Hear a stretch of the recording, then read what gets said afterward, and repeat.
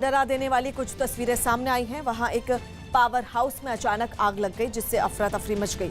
Power house के एक हिस्से से सुलगती आग धीरे धीरे बढ़ती चली गई और कुछ ही देर में उसने पावर हाउस के एक बड़े हिस्से को अपनी चपेट में ले लिया। आग देखकर वहां से गुजर रहे लोग वहीं रुक गए।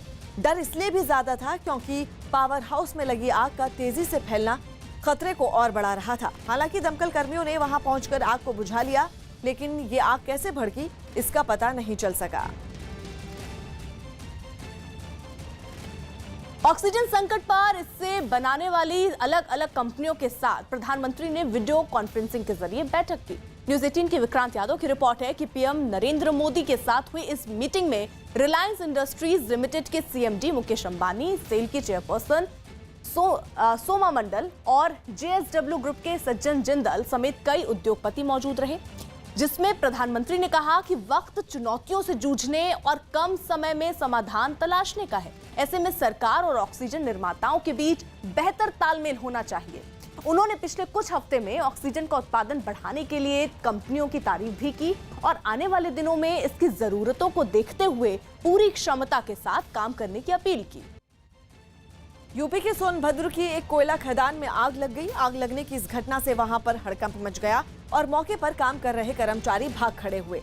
आग और धुएं का गुबार काफी ऊंचाई तक उठता हुआ दिखाई दिया, जिसकी जानकारी तुरंत दमकल विभाग को दी गई, जिसके बाद मौके पर पहुंची फायर ब्रिगेड की गाड़ियां आग पर काबू पाने में जुट गई। कोयला खदान से निकले धुएं ने पूरे इलाके को अपनी गिरफ्त में ले लिया, लेकिन फायर ब्रिगेड ने कड़ी मशक्कत के बाद आग बुझा ली। तब जाकर वहां मौजूद लोगों ने राहत की सांस ली। देश के कई शहरों में ऑक्सीजन संकट गहराने से अस्पतालों में हाहाकार मच गया। कोरोना के मरीजों की लगातार बढ़ती संख्या ने इस परेशानी को और बढ़ा दिया, जिसका नतीजा ये हुआ कि कई अस्पतालों ने अब इलाज के लिए हाथ खड़े कर दिए। वाराणसी से हैरान कर देने वाली ऐसी ही एक तस्वीर सामने आई, जहां एक अस्पताल में अचानक ऑक्सीजन की कमी हो गई। तमाम कोशिशों के बावजूद जब अस्पताल प्रशासन को इंतजाम नहीं कर सका, तो उसने प्रशासन से कोरोना मरीजों को दूसरे अस्पतालों में भेजने की गुहार लगाई। कुछ मरीज को तो शिफ्ट करेंगे, क्योंकि ऑक्सीजन का आगे क्या कंटिन्यू है वो नहीं क्लियर है, तो बेटर है कि वो पेशेंट जहाँ पे गवर्नमेंट हॉस्पिटल में जो इलाज है उसमें चले जाए। अस्पताल की इस लाचारी की खबर सुनकर तुरंत ही पुलिस और प्रशासन के कई बड़े अधिकारी वहां पहुंच गए। जो भी पेशेंट यहाँ पे हैं, इनको बीएचयू ट्रॉमा सेंटर में शिफ्ट कराया जा रहा है। मध्य प्रदेश के जबलपुर के एक अस्पताल में भी मरीजों को ऑक्सीजन की कमी का सामना करना पड़ा। आरोप है कि इसी वजह से वहां भर्ती 5 मरीजों ने दम तोड़ दिया, जिसके बाद उनके घर वाले वहां हंगामा करने लगे। हालांकि पुलिस ने बीच बचाव किया, जिससे मामला शांत हो गया। परिजनों ने ये कंप्लेंट की है कि प्रॉपर टाइम पे उसको ऑक्सीजन सिलेंडर का बैकअप नहीं मिला है। मरीजों की हालत और परिजनों के गुस्से को देखते हुए पुलिस को तुरंत ही वहां किसी तरह ऑक्सीजन सिलेंडरों का इंतजाम करना पड़ा।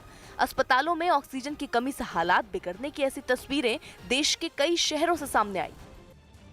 जम्मू कश्मीर के पुलवामा में सुरक्षा बल ने आतंकियों की एक बड़ी साजिश को वक्त रहते नाकाम कर दिया। सुरक्षा बल की गाड़ी को निशाना बनाने के मकसद से आतंकियों ने एक बम को सड़क किनारे लगाया था, जिसे जवानों ने समय रहते बरामद कर लिया। इसके बाद मौके पर बम निरोधक दस्ते को बुलाया गया, जिसने इस ताकतवर बम को सुनसान जगह पर ले जाकर नष्ट कर दिया।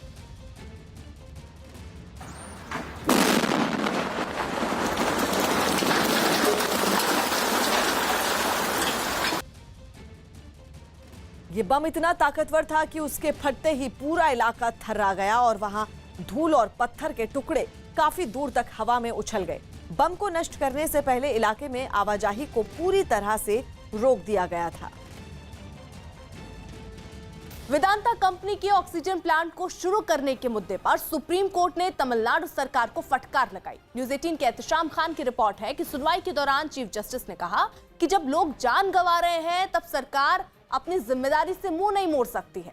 सुप्रीम कोर्ट ने ये टिप्पणी इसलिए की क्योंकि तमिलनाडु सरकार ने वेदांता के ऑक्सीजन प्लांट को शुरू करने का विरोध किया और इससे प्रदूषण बढ़ने के साथ 2018 में इस प्लांट के खिलाफ हुए प्रदर्शन का भी हवाला दिया।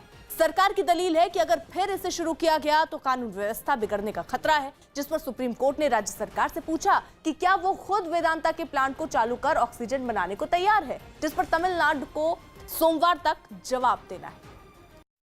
बंगाल चुनाव में प्रधानमंत्री ने वीडियो कॉन्फ्रेंसिंग के जरिए रैली की। प्रधानमंत्री मोदी ने बंगाल के मालदा समेत कई इलाकों के लोगों के बीच वीडियो कॉन्फ्रेंसिंग के जरिए रैली की। एक दिन पहले कोरोना संकट पर बैठक की वजह से प्रधानमंत्री ने वहां जाने का अपना कार्यक्रम रद्द कर दिया था। परिस्थितिवश मेरा बंगाल आना आज संभव नहीं है। पश्चिम बंगाल के उत्तर 24 परगना से रोंगटे खड़े कर देने वाला एक वीडियो सामने आया। वहां टीएमसी और बीजेपी कार्यकर्ताओं में हुई हिंसक झड़प में जमकर बमबारी हुई। बीजेपी ने आरोप लगाया कि टीएमसी के लोगों ने उनके कार्यकर्ताओं पर हमला किया और जब उन्हें रोकने की कोशिश की गई तो उन लोगों ने बम बरसाने शुरू कर दिए, जिससे इलाके के लोगों में दहशत फैल गई।